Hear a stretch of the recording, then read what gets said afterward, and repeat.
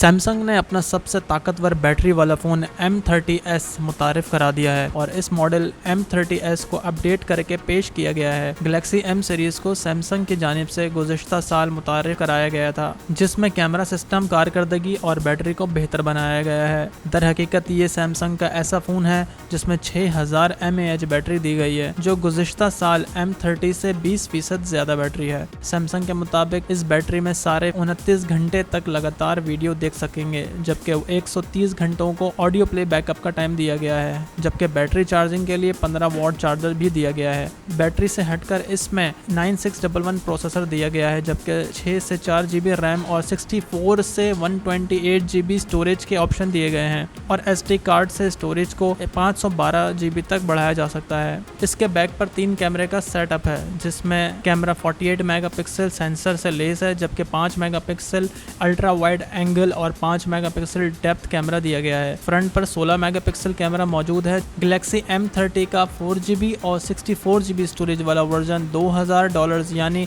31,000 पाकिस्तानी रुपए से जायद, जबकि 6GB रैम और 128GB रैम स्टोरेज वाला मॉडल $240 यानी 37,000 पाकिस्तानी रुपए से जायद में फ़रोख्त किया जाएगा।